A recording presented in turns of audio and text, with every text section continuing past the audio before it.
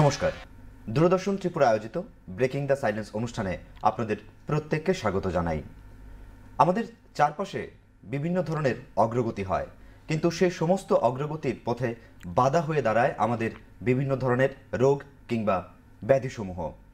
যদিও চিকিৎসা বিজ্ঞানের উন্নতির ফলে এখন বেশিরভাগ রোগের চিকিৎসা সম্ভব, নিরাময় সম্ভব, কিন্তু তার মাঝেও কিছু ব্যাধি কিংবা রোগ রয়ে গেছে যেগুলোর সম্পূর্ণ নিরাময় কিংবা কিওর সম্ভবপর হয়ে উঠছে না।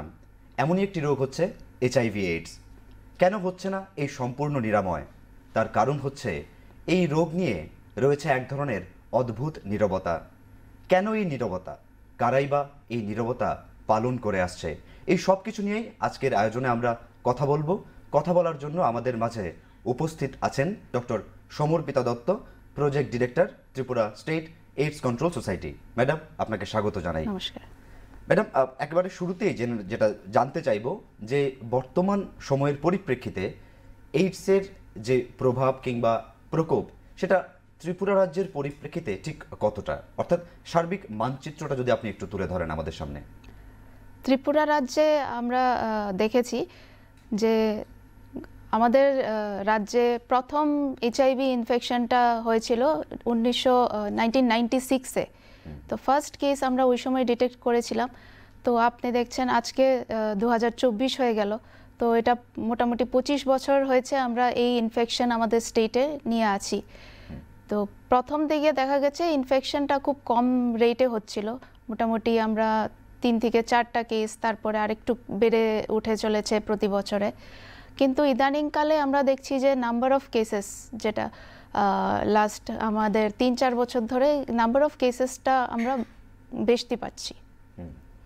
অর্থাৎ যত সময় গড়াচ্ছে এই এই রোগের যে প্রকোপ কিংবা হাতছানি সেটাও বৃদ্ধি পাচ্ছে। তো এর কি কি কারণ আপনারা অনুমান করছেন, কেন হচ্ছে এমনটা? HIV/AIDS একটি ইনফেকশন যেটা নর্মালি আপনার কমন রুট দিয়ে ছড়ায় না, যেরকম আমরা বলছি যে এয়ারবর্ন বা ওয়াটারবর্ন, এরকম রুটে ছড়ায় না। সেই ইনফেকশনটা কিছু হাই রিস্ক বিহেভিয়ার থাকে, যেটা মানে আমাদের সাধারণ মানুষের খুব সবসময় এই কাজটা করে থাকে না, বাট কিছু হাই রিস্ক বিহেভিয়ার থেকে যার কারণে সেই ইনফেকশনটা ছড়ায়।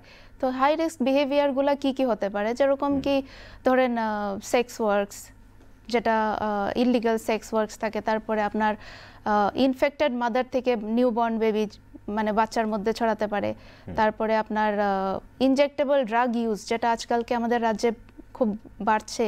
তো ইনজেক্টেবল ড্রাগ ইউজের মধ্যে একটা প্র্যাকটিস আছে যেটাকে বলে শেয়ারিং অফ নিডলস, যেটা যারা ড্রাগস নিচ্ছে তারা হয়তো সিরিঞ্জ পাচ্ছে না, হয়তো নিজেদের মধ্যে শেয়ার করছে, তাতে একজন ইনফেক্টেড হলে এটা আবার অন্যদের মধ্যে ছড়াচ্ছে যাদের। তো এইসব মাধ্যমের মাধ্যমেই মূলত HIV/AIDS ছড়ায়। তো আপনারা তো বহু বছর ধরে এই যে রোগ এবং রোগ সংক্রান্ত যারা বা এই সমস্ত পরিষেবার সঙ্গে যারা জড়িত রয়েছেন প্রত্যেকের সঙ্গে আপনারা কথা বলেন, বোঝার চেষ্টা করেন পরিস্থিতিটা। তো যারা এই রোগে আক্রান্ত হচ্ছেন, যারা ভুক্তভোগী, তাদের তরফ থেকে মানে কি ধরনের আপনারা বিহেভিয়ার লক্ষ্য করছেন, অর্থাৎ পরিষেবা নেওয়ার জন্য কতটা এগিয়ে আসছে, তারা কতটা ফ্রিলি আসছে, কিংবা কোনো ধরনের হেজিটেশন রয়েছে কিনা, এই যে একটা সার্বিক চিত্র আপনারা এতদিনে নিশ্চয়ই রিয়েলাইজ করেছেন, সেটা যদি আমাদের একটু বলেন। হ্যাঁ, আমরা যারা এই হাই রিস্ক বিহেভিয়ারগুলোর মধ্যে আছে তাদের মধ্যে আমাদের কিছু প্রোগ্রামের মাধ্যমে আমরা একটা টার্গেটেড ইন্টারভেনশন বলে একটা রাখি আর কি, স্ট্র্যাটেজি রাখি, যেটা আমাদেরকে ন্যাশনাল এইডস কন্ট্রোল অর্গানাইজেশন এদের ডাইরেক্টিভসে আমরা চলি, এরা আমাদেরকে স্ট্র্যাটেজি দিয়ে থাকে। তার মধ্যে আমরা টার্গেটেড ইন্টারভেনশনস বলে সেই হাই রিস্ক গ্রুপটার মধ্যেই আমরা আমাদের ইন্টারভেনশনগুলো করি। সেই করার জন্য আমরা আমাদের কিছু NGOs এর মাধ্যমেও করি, এবং আমাদের কিছু হেলথ কেয়ার স্টাফ আছে তারাও গিয়ে এই গ্রুপগুলোর মধ্যে এই কাজগুলো করছে। মানে কি, তাদের কি বিহেভিয়ার, তাদের বিহেভিয়ারটা স্টাডি করছে, এবং তাদের থেকে তারা আর কাদের সাথে চলছে, তো তাদেরকে ট্রেস করা, তাদেরকে স্ক্রিনিং করে তারা যদি পজিটিভ আসে তাদেরকে আমাদের প্রোগ্রামের আওতায় আনা, তাদেরকে আমাদের প্রোগ্রামে রেজিস্টার করা, এবং তাদেরকে নিয়মিতভাবে ওষুধ যাতে ওরা খায় এটা দেখা, এই সুপারভিশনটা করা, এটা আমাদের প্রোগ্রাম লেভেল থেকে করছে। আমরা যদি দেখে থাকি তাহলে এই HIV/AIDS কে সম্পূর্ণরূপে একেবারে নিরাময় করার জন্য বা ট্রিটমেন্ট প্রোভাইড করার জন্য এক্সিস্টিং যেটা অ্যাভেলেবল সেই ট্রিটমেন্টটাকে প্রোভাইড করার জন্য রাজ্য সরকার এমনকি কেন্দ্রীয় সরকারের বহু প্রকল্প রয়েছে। তো একে একে যদি আপনি সেই প্রকল্পগুলো সম্পর্কে আমাদের একটু বলেন। আমাদের প্রোগ্রাম ডিভিশনস আছে, মানে যে ডিভিশনগুলা বিভিন্ন ডিভিশন হিসাবে কাজ করে।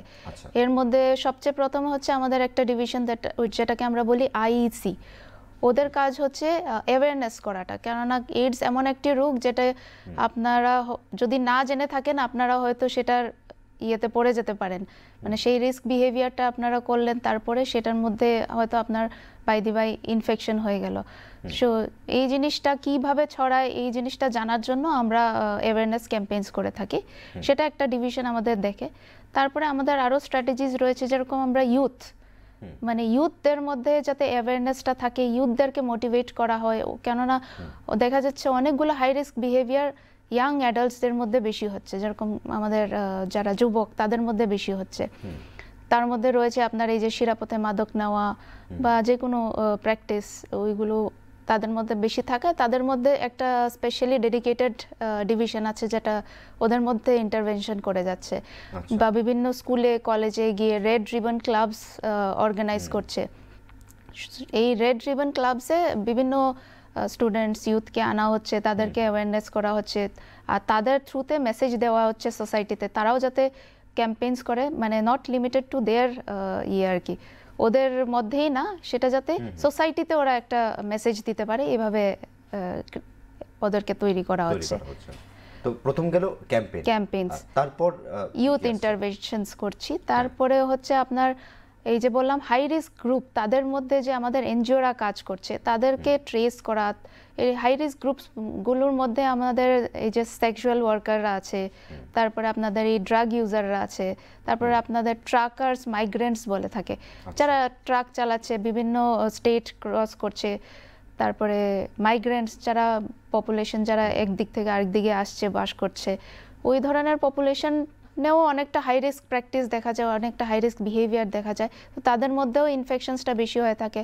তো এই যে গ্রুপ, ভালনারেবল গ্রুপ বলে থাকি আমরা, এই গ্রুপগুলোর মধ্যে কাজ করছে আমাদের কয়েকটি ধরেন এনজিও বা আমাদের কিছু ওয়ার্কার্সরা আছে, তারা কাজ করছে। তো এটাকে আমরা বলি টার্গেটেড ইন্টারভেনশন বা প্রিভেনশন ডিভিশন। ওরা মেইনলি এই যে হাই রিস্ক গ্রুপগুলোকে স্ক্রিন করছে টাইম টু টাইম, ওদেরকে স্ক্রিনিং করিয়ে মানে একটা সুপারভিশনে রাখছে, সর্ট অফ বলা যায়। আচ্ছা, তাছাড়া আমাদের আরও আছে বেসিক সার্ভিস ডিভিশন যেটাকে আমরা বলি, এটার মধ্যে আমরা স্ক্রিনিং করি, মানে এই ডিভিশনটা স্পেশালি হাই রিস্ক গ্রুপের স্ক্রিনিং করে। নট অনলি মানে যে আমরা এনজিওর মাধ্যমে বা কমিউনিটির মাধ্যমে যারা পাচ্ছি তারা না, এটার মধ্যে অলরেডি আমরা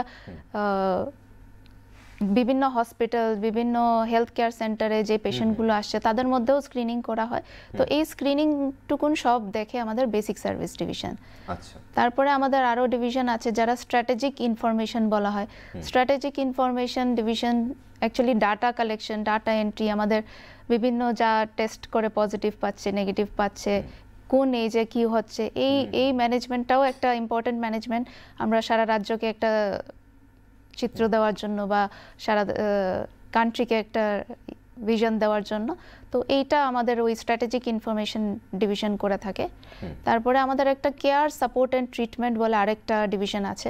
তো ওরা কাজ করছে মেইনলি যারা পজিটিভ হয়ে থাকে তাদের মধ্যে রেজিস্ট্রেশন করানো, তাদেরকে ট্রিটমেন্টটা প্রোভাইড করা, প্লাস তারা যাতে ট্রিটমেন্টটা নিয়মিতভাবে নিয়ে যেতে পারে, তাদের মধ্যে যাতে কোনো লস্ট টু ফলো আপ বলি আমরা, যে তারা মানে হয়তো কিছুদিন ওষুধটা নিয়ে যাতে ছেড়ে না যায় অনেক সময়, কেননা এটা তো লাইফ লং খাওয়ার মেডিকেশন, এইচআইভি ইনফেকশনের মেডিকেশনটা লাইফ লং খেয়ে যেতে হবে। তো এই জিনিসটা অনেকে অনেক দিন হয়তো ধরে রাখতে পারে না, ওষুধটা নাও খেতে পারে, বা এদেরকে যে কন্টিনিউয়াস একটা সাপোর্ট দিতে হয়, একটা দিতে হয়, ব্যাকআপ দিতে হয়, এই জিনিসটা আমাদের এই care, support and treatment department করে থাকে। বা তাদের ধরেন কোনো শুধু ওষুধ খেয়েই ভালো থাকে না, অনেক সময় তাদের মধ্যে অন্য কোনো ডিজিজ হয়ে তারা এফেক্টেড হতে পারে, তো সেই কেয়ারটুকুনি দেওয়া আমাদের ওই ডিভিশনটা দেখে আর কি। আচ্ছা, তো এই হলো মোটামুটি যে বিভিন্ন প্রোগ্রামগুলো, সেগুলো বিভিন্ন সেই বিষয়টাতে আসবো, কিন্তু এটা খুব গুরুত্বপূর্ণ প্রশ্ন, একদম সাধারণ মানুষের পয়েন্ট অফ ভিউ থেকে প্রশ্নটা করছি আপনি ত্রিপুরা স্টেট এইডস কন্ট্রোল সোসাইটির প্রজেক্ট ডিরেক্টরের পাশাপাশি আপনি আগরতলা সরকারি মেডিকেল কলেজের কমিউনিটি মেডিসিন ডিপার্টমেন্টের সহকারী অধ্যাপিকাও। তো আমরা যারা সাধারণ মানুষ রয়েছি, রোগ বলতেই আমাদের মাথায় একটা সাধারণ চিত্র রয়েছে যে জ্বর হলে শরীরটা গরম হবে, পেট খারাপ হলে পেটটা একটু অস্বস্তি হবে। তো অনেকেই জানতে চায় যে এইচআইভি এইডস হলে কি হয়, তো সেটা যদি একটু সাধারণ মানুষদের জন্য বলেন। হ্যাঁ, এইচআইভি ইনফেকশন একটি এমন মানে ভাইরাস দিয়ে হয় যে ভাইরাসটা আপনার যেমাত্র আপনার শরীরে গেল তখনই সে কোনো ম্যানিফেস্টেশন নাও করতে পারে। তার অ্যাকচুয়ালি উইন্ডো পিরিয়ড বলি আর কি আমরা, যে তার আমাদের শরীরের মধ্যে এন্ট্রি করা আর তার আমাদের শরীরের মধ্যে কোনো একটা সিমটম দেখানো, তার মধ্যে অনেকটা গ্যাপ থাকতে পারে। আচ্ছা, তো সেটা আপনার হয়তো বছর, মাস, বছর তেমনও হয়ে যেতে পারে। তো ইন দ্যাট কেস অনেক সময় ইনফেকশন নিয়ে মানুষ নর্মালভাবেও বেঁচে থাকতে পারে যদি সে ট্রিটমেন্টের আন্ডারে থাকে, কেননা এইচআইভি ইনফেকশনটা যে ভাইরাস দিয়ে হয় সেটা আমাদের ইমিউনিটি, যেটাকে বলবো রোগ প্রতিকারক শক্তি, সেটাকে কমিয়ে দেওয়ার চেষ্টা করে। এবং আমরা যদি ওষুধটা খেতে থাকি সেই রোগ প্রতিকার শক্তিটা আমাদের মেনটেন থাকে, কাজেই হয়তো আমরা কোনো ম্যানিফেস্টেশন করব না। কিন্তু অনেক ক্ষেত্রে আমাদের যদি তাও রোগ প্রতিকার শক্তিটা কমে যায় তখন ম্যানিফেস্টেশনগুলো আসে, যেমন অনেক দিন ধরে জ্বর থাকা বা কন্টিনিউয়াস ডায়রিয়া হওয়া, হ্যাঁ, তারপরে বা আপনারা হঠাৎ করে ওজন কমা। তো এইগুলো লক্ষণ আপনারা দেখতে পারেন। তাছাড়া যখন ওরা ইনফেকশনটা একটু কমপ্লিকেটেড স্টেজে চলে যায় তখন আমরা বলি কি এইডস, অ্যাকোয়ার্ড ইমিউনোডেফিসিয়েন্সি সিনড্রোম। তো এই ক্ষেত্রে অনেক ধরনের কমপ্লিকেশনস অ্যারাইজ হয়, যেরকম এই এইচআইভি ইনফেকশনের সাথে সাথে অন্য অনেক ধরনের ইনফেকশন হয়ে যেতে পারে। টিউবারকুলোসিস, যেটাকে বলি আমরা, টিউবারকুলোসিস হতে পারে, বা ধরেন কোনো অন্য ধরনের ভাইরাল ইনফেকশন, টক্সোপ্লাজমা বা বিভিন্ন অন্য ইনফেকশন সাথে হয়ে যেতে পারে আর কি। এবার আসছি আমাদের আজকের মূল আলোচনায়, যে বর্তমান সময়ের দাঁড়িয়ে যে ত্রিপুরা এইডস কন্ট্রোল সোসাইটি কি কি প্রজেক্ট পুরো ত্রিপুরাতেই রান করছে, সেই প্রজেক্ট পুরো ত্রিপুরা স্টেটে রান করছে, সেই প্রজেক্টগুলো সম্পর্কে আপনি যদি আমাদের একটু বলেন। কোথায় কোথায় আপনারা কি কি ইনিশিয়েটিভ নিচ্ছেন এইচআইভি এইডসকে কার্ভ ডাউন করার জন্য? যেরকম আমি বললাম, আমাদের রাজ্যে বিভিন্ন ইয়েতে আপনার সাব সেন্টার বলেন, পিএইচসি বলেন, প্রাইমারি হেলথ সেন্টার বলেন, সিএইচসি বলেন, সেখানে আমাদের কিছু ইন্টিগ্রেটেড কাউন্সিলিং এবং টেস্টিং সেন্টার রয়েছে।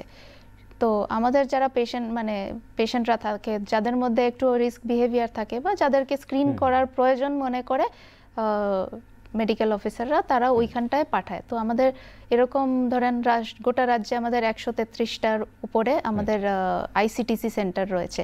তার মধ্যে কিছুটা স্ট্যান্ড অ্যালোন বলি আমরা, কিছুটা ইন্টিগ্রেটেড বলি, ফ্যাসিলিটি ইন্টিগ্রেটেড, মানে ছোট ছোট সংস্থার সাথে, ছোট ছোট হেলথ ইনস্টিটিউশনের সাথে জড়িত রয়েছে, এবং কিছু কিছু যারা স্ট্যান্ড অ্যালোন তারা হয়তো আলাদাভাবে ফাংশন করছে বা কোনো একটা ডিস্ট্রিক্ট হসপিটাল বা একটা বড় ফ্যাসিলিটির সাথে কাজ করছে।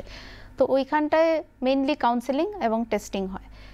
তারপরে তাছাড়া রয়েছে আমাদের কিছু সেন্টার্স, যেটাকে আমরা অপয়েড সাবস্টিটিউশন থেরাপি সেন্টার্স বলি। সেটা অ্যাকচুয়ালি রয়েছে আমাদের যারা ড্রাগ ইউজার, মেইনলি তাদেরকে টার্গেট করে। তারা ইনজেক্টেবল ড্রাগস নেয়, তাদেরকে ইনজেক্টেবল ড্রাগস থেকে আমরা ওরালে শিফট করার জন্য এই ইন্টারভেনশনটা করা হয়।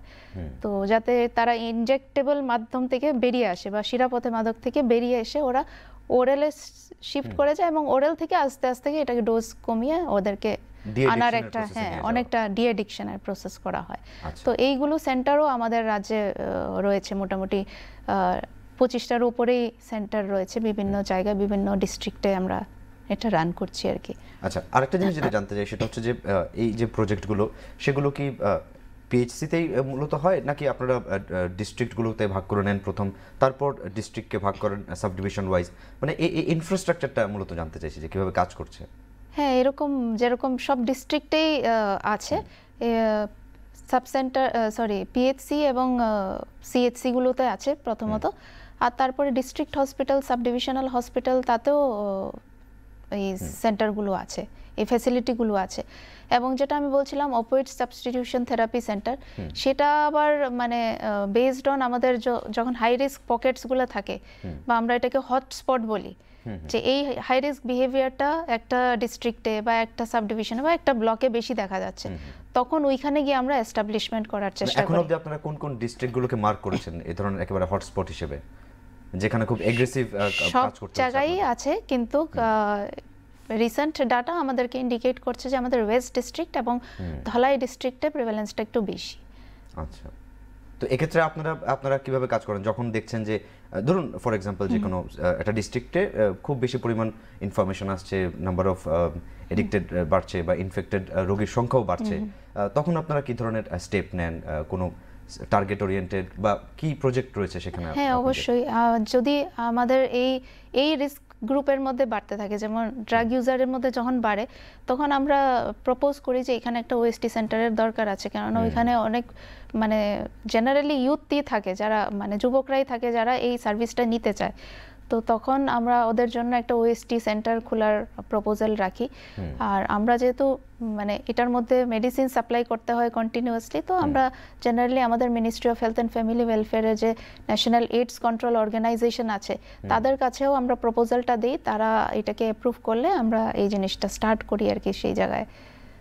আচ্ছা, তো আপনারা যখন এই সার্ভিসগুলো প্রোভাইড করছেন বিভিন্ন সেক্টরে, ধরুন ড্রাগ যারা অ্যাবিউজ করছে তাদের ক্ষেত্রে আপনারা একটা প্রজেক্ট নিয়ে গেলেন, যে তো তাদের তরফ থেকে রিসেপশনটা কীরকম হয়? যে প্রথমেই কি ওরা অ্যাকসেপ্ট করে নাকি হেজিটেট করছে, বা যদি হেজিটেট করে তাহলে তখন আপনারা কি ধরনের অ্যাপ্রোচ নেন?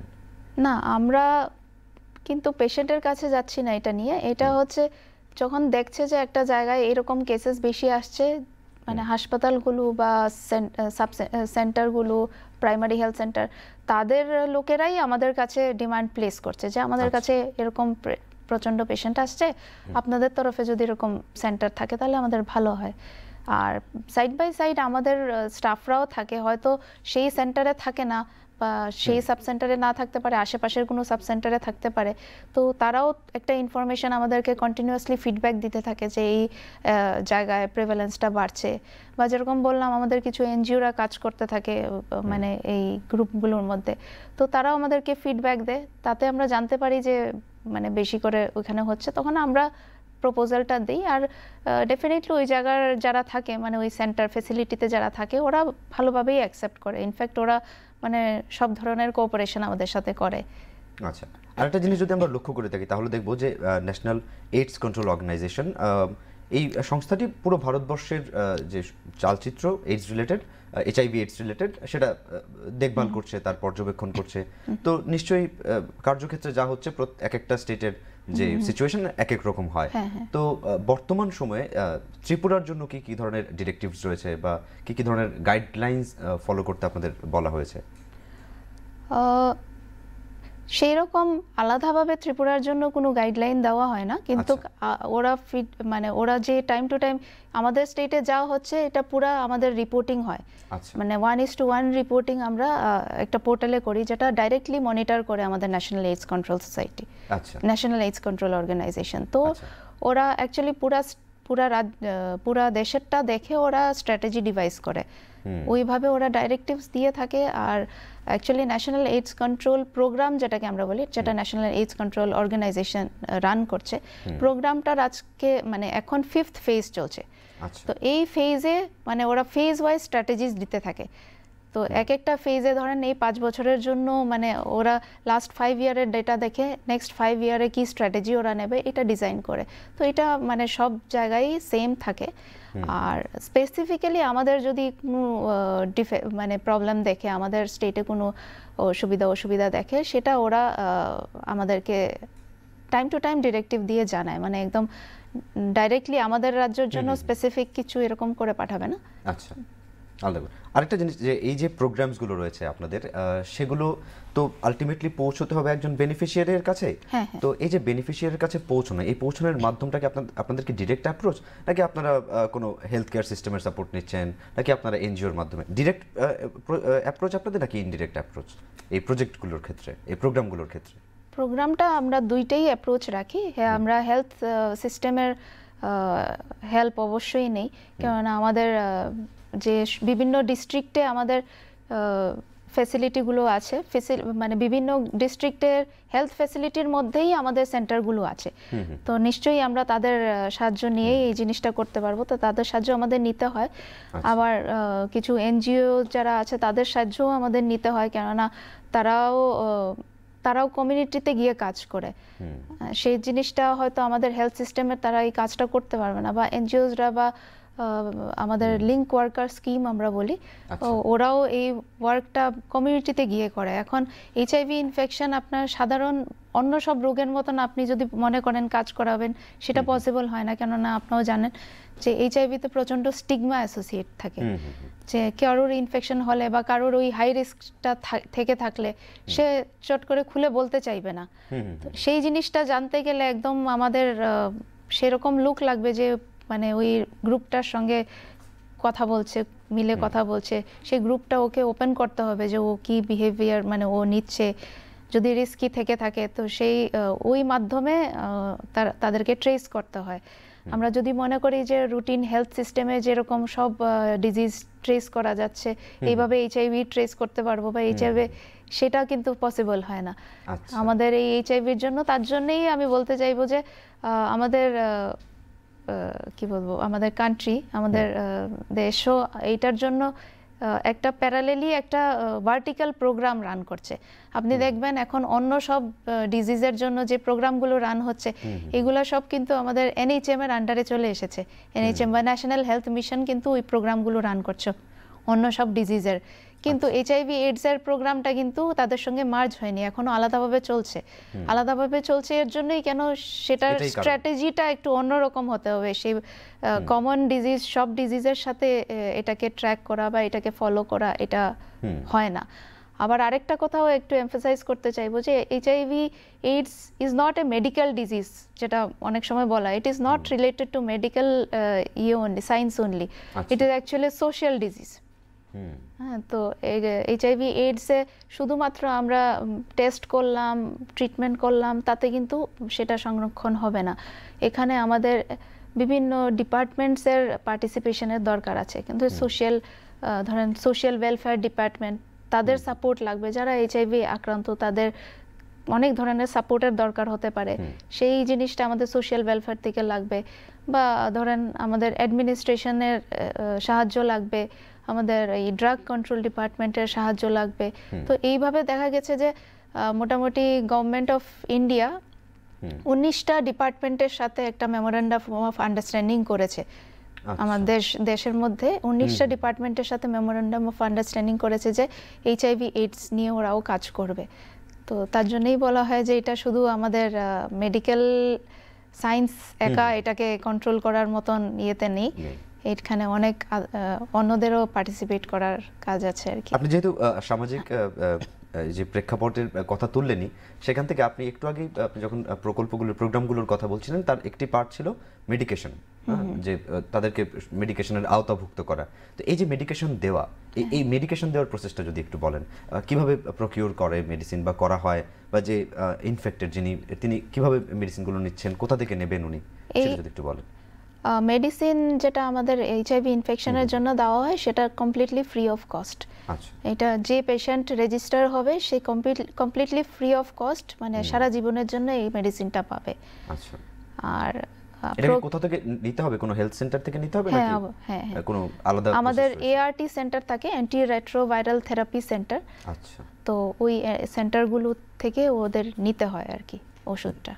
এটা নিয়ে হয়তো অনেকের মনে, আমরা বেসিক্যালি যে জিনিসটা করতে চাইছি, যে এইডস নিয়ে যে এক ধরনের নীরবতা রয়েছে সেটাকে ভাঙতে চাইছি, এবং সেজন্যই যে অনেকের মনে হয়তো প্রশ্ন থাকতে পারে যে বাবা এত কঠিন একটা রোগ, নিশ্চয়ই এর ওষুধ অনেক দামি হবে, কিন্তু সেটাই জন্য সেই ইনফরমেশনটা যেন জানে। হ্যাঁ, এটা বিনামূল্যে দেওয়া হয়, এবং একবার রেজিস্টার যদি কেউ করে থাকে, রেজিস্টার করলে এটা মানে সরকারিভাবে এটা ও বিনামূল্যে পাবে এটা।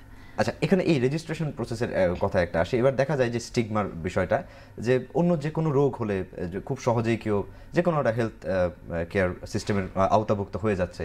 ধরুন আমার পেট ব্যথা হলো, আমি চলে যাচ্ছি, কি হয়েছে, আমার পেট ব্যথা হয়েছে, কিন্তু এই জিনিসটা কেউ বলতে চায় না, তার এক ধরনের জড়তা কাজ করে। তো এই জড়তাটাকে ভাঙার জন্য আপনারা কি কি উদ্যোগ নিচ্ছেন, বা কি আলাদা করে কি কি প্রোগ্রাম আপনারা রান করছেন? এইটার জন্য আলাদা প্রোগ্রাম না, আমরা যে অ্যাওয়ারনেস ক্যাম্পেইনগুলো করি তার মধ্যেই আমরা এই জিনিসটা বলে দিই যে এটা থাকলে হয়তো অনেকে ডিসক্লোজ করতে যায় না, কনফিডেন্সিয়ালিটিটা একটা ব্যাপার। ধরেন আপনি কাউন্সেলিং করছেন, আপনি যখন কাউন্সেলিং করছেন এটা আমাদের এইচআইভি এইডস অ্যাক্ট বলে একটা অ্যাক্ট আছে, একটি অ্যাক্ট আছে 2017-তে, সেটি পাস হয়েছে। আচ্ছা, এটা পুরা দেশে একটি মাত্র ডিজিজ যেটার জন্য একটা সিঙ্গেল অ্যাক্ট হয়েছে। আচ্ছা, তো সেটা অনেকটি অধিকার আমাদের এইচআইভি আক্রান্ত পেশেন্টসদেরকে দেয়। তাদের ব্যাপারটা যাতে আমরা ডিসক্লোজ না করতে পারি, শুধু ডাক্তাররাই না, অন্যরাও যাতে তাদেরকে ডিসক্রিমিনেট না করতে পারে বা কোনো ধরনের হেট্রেড না দেখাতে পারে বা কোনো ধরনের একটা ওদেরকে আলাদা করে রাখা, এই জিনিসটা যাতে না করে। কেননা এইচআইভি কিন্তু ধরলে ছুলে হবে না, সেই জিনিসটা আমাদের সবারই বুঝতে হবে যে এইচআইভি কোনো ধরলে ছুলে তার সাথে উঠলে বসলে এইভাবে হবে না, বা এক থালায় খাওয়ার খেলে তাতেও হবে না। আমি যে মোড অফ ট্রান্সমিশনটা বলেছি, বা সবাই হয়তো জানে, অনেকেই হয়তো জানে যে কি কি মোড অফ ট্রান্সমিশন, একমাত্র সেই কারণেই এইচআইভি ট্রান্সমিট হয়। তো যখনই আমরা সেই রকম কোনো একটা কাজ করতে থাকবো, তখন আমাদের সতর্কতাটা দরকার আর কি। আমি বলছি মানে আমাদের ত্রিপুরা রাজ্যের পরিপ্রেক্ষিতে যদি ম্যাডাম দেখি, তাহলে দেখবো যারা একেবারে গ্রামেগঞ্জের লোক আছেন, দেখুন এই যে রোগটা হচ্ছে, ইচ্ছে করে তো আর কেউ সে তার জীবাণুটাকে নিজের শরীরে পুরো দিচ্ছে না, কোথাও না কোথাও থেকে সে অনিচ্ছাকৃতভাবে সে আক্রান্ত হয়ে যাচ্ছে, বা অসাবধানতাবশত আমরা সেটা বলতে পারি যে আক্রান্ত হয়ে যাচ্ছে। এবার হওয়ার পর কি হয় যে এক ধরনের ইনফেরিয়রিটি কমপ্লেক্সে ভোগা, এক ধরনের হীনমন্যতায় ভোগা, এবং সমাজ কোথাও না কোথাও ওকে এক ধরনের অপরাধীর চোখে দেখে। তো ওকে ফাইট করতে হয়, ফিজিক্যালিও ফাইট করতে হচ্ছে ওই ভাইরাসটার সঙ্গে, আবার সাইকোলজিক্যালিও ফাইট করতে হচ্ছে নিজের সঙ্গে। এই দুটো ফাইট কিন্তু সাইমালটেনিয়াসলি চলছে। এই যে সমাজের সঙ্গেও লড়াই, আবার নিজের সঙ্গেও লড়াই। তো খুব মুশকিল হয়ে যায় এই ধরনের লোককে আবার ট্র্যাকে ফেরানো। তো তাদের উদ্দেশ্যে কি বলা বা কি মেসেজ থাকে আপনাদের সাধারণত? যারা মানে আমরা এটাই বলবো যে মানে যারাই এইচআইভি ইনফেক্টেড হয়েছেন তারা যাতে ঘাবড়ে না যান, সেটা ট্রিটমেন্ট করলে তারা সম্পূর্ণ নর্মালভাবে জীবনযাপন করতে পারবেন যদি তারা কন্টিনিউয়াসলি ওষুধটা নিয়ে থাকেন। কেননা এতে আমাদের ইমিউনিটি লেভেল যেটা কমে যায়, জেনারেলি ভাইরাসটা যখন বেশি আক্রান্ত করে না তখন ইমিউনিটিটা কমিয়ে দেয়। তো ওষুধটা যখন নেয় তখন ইমিউনিটিটা সঠিক থাকে, তো তারা নর্মালভাবে জীবনযাপন করতে পারবেন। আবার এটাও যে ওরা ভাইরাসটা যাতে না বাড়ে, এটা ওষুধটা খেলে ঠিক মতন জীবনযাপন করতে পারবেন। তাছাড়া ওদের যখন কোনো ফাইন্যান্সিয়াল সাপোর্টের দরকার হয়, ফাইন্যান্সিয়াল সাপোর্ট মানে আমাদের এই রাজ্য সরকার এক ধরনের ভাতাও দিচ্ছে তাদেরকে। তো এই ভাতাটা পেলেও ওরা মানে যারা রেজিস্টার্ড হয়, যাদের সব ডিটেলস আমাদের কাছে থেকে থাকে, তাদেরকে আমরা এই ভাতাটাও দিয়ে থাকি। তো কাজেই ওইটাও এক ধরনের সোশ্যাল সাপোর্ট। তাছাড়া আমি বললাম এখন একটা অ্যাক্ট আছে, সো এই অ্যাক্টের মাধ্যমে তারা কমপ্লেইন রেজিস্টার করতে পারে যখন তাদের এগেইনস্টে কোনো ধরনের ডিসক্রিমিনেশন হয় বা কোনো ধরনের ডিফারেন্সিয়েশন করা হয়, তারা সেটা সম্পর্কে একটা কমপ্লেইন লজ করতে পারে। ইনফ্যাক্ট ওই যে অ্যাক্টটা বললাম, অ্যাক্টের মধ্যে কমপ্লেইন্টস অফিসার একটা মাস্ট করে দেওয়া হয়েছে, ম্যান্ডেটরি করে দেওয়া হয়েছে। প্রত্যেকটি অর্গানাইজেশন বা ইনস্টিটিউশন একজন কমপ্লেইন অফিসার থাকা দরকার। এই ধরনের কোনো কমপ্লেইন আসলে এটা প্রপার প্রসিডিং হবে আর কি, এরকম ডাইরেক্টিভস আছে। আচ্ছা, তো এইটাও ওদের হেল্প হয় আর কি এই ধরনের। এতক্ষণ তো আমরা ট্রিটমেন্ট নিয়ে কথা বলছিলাম, কিন্তু ট্রিটমেন্ট তো তখন শুরু হবে যখন শনাক্ত হবে। এই যে ডায়াগনোসিসের প্রসেস বা আইডেন্টিফিকেশনের যে প্রসেস, দেখা যায় যখন টেস্ট করাতে বলা হয় যে আপনি এইচআইভি টেস্ট করান, তখন এক ধরনের খুব জানি না কি ভাষায় সেটাকে ব্যক্ত করব, যে বলে না না না লাগবে না, ওসব আমার কিছু হবে না বা হতেও পারে না, হওয়ার সম্ভবই নয়। তো এই যে একটা সবসময় আপনার যারা হেলথ কেয়ার সিস্টেমে যারা আছেন, যারা এনজিওতে যারা কাজ করছেন, ওদেরকে অনেক বেগ পেতে হয় এই টেস্টটা করানোর জন্য। মানুষজন স্বতঃস্ফূর্তভাবে আসছে না। তো এর জন্য কি কোনো আলাদা কোনো নিয়ম রয়েছে কিনা বা বাধ্যতামূলক কিনা বিষয়টা, যে আপনাকে যদি বলা হয় টেস্ট করানোর জন্য তাহলে আপনি করাতেই হবে? না, সেটা বাধ্যতামূলক বলবো না, কেননা সেটা আমরা তার জন্যই একটা integrated counselling and testing centre বলে যেটা আমরা করি। যে কোনো এইচআইভি ইনফেকশনের টেস্টিং আমরা যখন করাতে যাই, এটা আমরা কাউন্সেলিং করি পেশেন্টকে। এটা ডিটেক্ট হলে কি হতে পারে, ডিটেক্ট নেগেটিভ হলে কি হতে পারে, পজিটিভ হলে কি হতে পারে, সে কি পেতে পারে, এই ধরনের কাউন্সেলিংটা একটা ম্যান্ডেটরি। তারপরে তো পেশেন্টের উপরে, আপনার তো ম্যান্ডেটারিলি কাউকে টেস্ট করাতে পারবেন না আনটিল অ্যান্ড আনলেস একজনের লাইফ অ্যান্ড ডেথ সিচুয়েশন থাকে, তখন এটা অনেকটা ম্যান্ডেটরি হয়ে যায়। তখন আমরা মানে অন্যদের সেফটির জন্য হয়তো দরকার হলে করাতে পারে, আদারওয়াইজ এটা ম্যান্ডেটরি করা যায় না। করা যায় না আর কি। না, সাধারণত দেখাই যায় যখন যে কোনো সার্জিক্যালের ডাক্তার যখন কাটাছেঁড়া করার আগে উনি লিখে দিচ্ছেন যে এটা টেস্ট করে নিয়ে আসুন, তো তখন আমরা একটু বেকায়দায় পড়ে হলেও করেই নিই যে না, না হলে তো উনি তো আবার কাটবেন না, যে কোনো একটা কাটাছেঁড়ার অপারেশন তো উনি করবেনই না ওটা যদি টেস্ট না করা। কিন্তু সাধারণ মানুষের ক্ষেত্রে বিষয়টা একটু অন্যরকম। এই যে বললাম এই জিনিসটাই তো ভিতরে রয়েছে মানুষের, যে আমি যদি পজিটিভ আসে কি হবে, তো এই জিনিসটাই আমাদের ভাঙতে হবে যে কিছু হবে না, আপনি একদমই ম্যাডাম, আপনি বেরিয়ে আসুন, আপনার টেস্ট করান, টেস্ট করে যদি কোনো ধরনের পজিটিভিটি থাকে অবশ্যই সেটারও ট্রিটমেন্ট রয়েছে। হ্যাঁ, এটা এমন ভাইরাস যেটা সম্পূর্ণভাবে আপনি সারাতে পারবেন না, কিন্তু এটা নিয়ে আপনি একটা হেলদি লাইফও থাকতে পারবেন। একদমই। অসংখ্য ধন্যবাদ ম্যাডাম আমাদের সঙ্গে আলোচনায় অংশগ্রহণ করার জন্য। আজকের আলোচনায় আমরা এইডস সংক্রান্ত, এইচআইভি এইডস সংক্রান্ত যেই প্রোগ্রামগুলো আমাদের রাজ্যে রয়েছে সে সম্পর্কে জানতে পারলাম, এবং এর বাইরেও সাধারণ মানুষের বেশ কিছু প্রশ্ন ছিল, সেগুলো আপনার থেকে আমরা জেনে নিলাম। দর্শক বন্ধুরা, আজকে আমরা কথা বলছিলাম এইচআইভি এইডস সংক্রান্ত যে প্রকল্পগুলো আমাদের রাজ্যে বর্তমানে বাস্তবায়িত রয়েছে সেই বিষয়ে। আসলে আমরা যদি একটু খুব খোলা মনে আমাদের চারপাশটাকে দেখি, তাহলে দেখব যে আমাদের মধ্যে এইডস নিয়ে এখনও এক ধরনের জড়তা কাজ করে, এক ধরনের ভয় কাজ করে যে কি হবে যদি আমি ডিটেক্টেড হই, পজিটিভ আমি আসি। কিন্তু এই জড়তাকে ভাঙতে হবে, আমাদের ভেতরের যে হীনমন্যতাবোধ সেটার থেকে বেরিয়ে আসতে হবে। বিভিন্ন সুবিধা রয়েছে, ট্রিটমেন্ট রয়েছে, মেডিকেশন রয়েছে, সেই সমস্ত কিছুর সুবিধা আমাদের ভোগ করতে হবে, কিংবা যিনি আক্রান্ত উনি যেন এই সুবিধাগুলো পান সেটাকেও আমাদের নিশ্চিন্ত করতে হবে। তার অধিকারকে, তার সুস্বাস্থ্যের অধিকারকে আমাদের সুরক্ষিত করতে হবে। এই ছিল আমাদের আজকের এই আয়োজনের মূল বার্তা। দর্শক বন্ধুরা, আপনারা দেখছেন দূরদর্শন ত্রিপুরা, দেখতে থাকুন।